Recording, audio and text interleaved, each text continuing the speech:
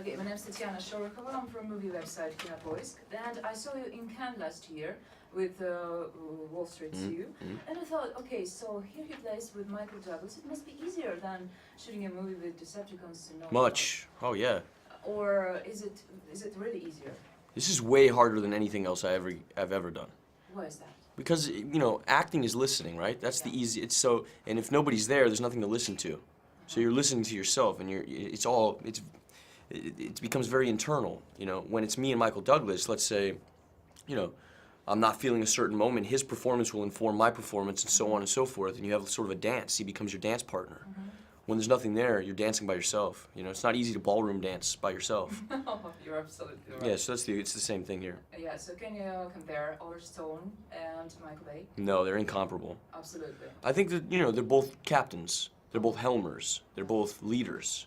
Yeah. But other than that, they are completely opposites. The way they work with the actors?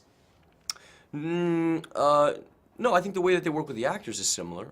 They relinquish a lot. There's a lot of freedom on both sets. A lot of ad-libbing, a lot of riffing, a lot of, you know, yeah, I mean, they're similar in that regard to, you know, they relinquish a lot of control to the actor. They hire the guys that they want, you know, so they don't micromanage you. And they allow a lot of freedom, both of them. Can you say that Transformers is kind of a coming-of-age movie, you know, chopped to the body of a blockbuster? I think the first one was a coming-of-age movie. I think this is less of a coming-of-age movie. I think you meet Sam, he's saved the world twice. Yes. It is a bit of a coming-age movie, but not for the reasons that, you know, coming-of-age movies usually. You rarely meet a guy who saved the world twice who's still trying to figure out how to shave correctly. You know? And how to find work, actually. Yeah, and how to get a job, yeah.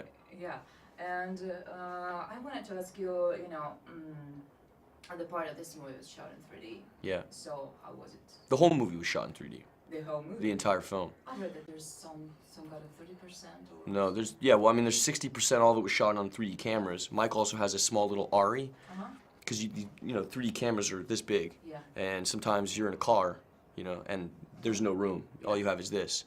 So, and the difference is, like, for instance, Harry Potter has a 3D film coming out, and they spent about, you know, they've spent a fraction of the time that we have.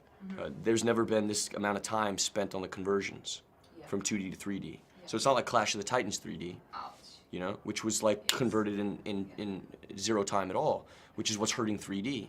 Is that it's not being presented correctly. This is the first time a practical film has ever been shot like this. But 3D in this film is amazing. It's incredible. You know, and I don't even like 3D. Really? No, I don't even like it. You're not a fan? No, I don't like 3D. But in this movie, it makes complete sense to me. The movie's more enjoyable than 3D. Why is that? Well, if you think about just the robot's hand, there's about 10,000 moving parts just in the hand. In a hand? In the hand. Wow. So if you can 3D that and create depth, the whole movie becomes more interesting. Yeah, the characters become more visceral. You don't have to point all the things, you know, to the audience, like a spear, you know. No, it's never obtrusive. Yes, it's usually the depth. Yeah, it's exactly. Yeah, and this is fantastic. And Shayei, I wanted to ask you, you know, a lot of people like to download movies from the internet illegally. What would you say to them? Keep, you know, whatever floats your boat. You know, illegal. So you're to piracy. I'm not gonna say I don't do it. I do it too. Really? Yeah. Oh yeah. You're pirating movies. Oh my God, that's a revelation. I'm not gonna tell you which movies, but I'm not gonna lie and say that I don't. You know, so I think my whole generation does. That's sort of where the future. I mean, movies are more available to people now. So the movies should be free. I don't think movies should be free. No, I think that, for instance, like I think a nice distribution model would be like, you know, when Tree of Life was at Cannes. There was all this hype about Tree of Life. Yes. So if you would have sold the tickets for $45 instead of $10, just for those 2 weeks where the hype was hot, you'd actually make a lot of money. Then people can pirate it and do whatever they want, and you've made your buck. You know, because based on the hype, you could inflate the price of the ticket. So that'd be a nice way of doing it. That's interesting. Yeah, you maybe. should go to the film business to be a cool one. Oh, like a bureaucrat? I don't know, maybe, but he'll be a very, very good bureaucrat. You know, like very I don't think so.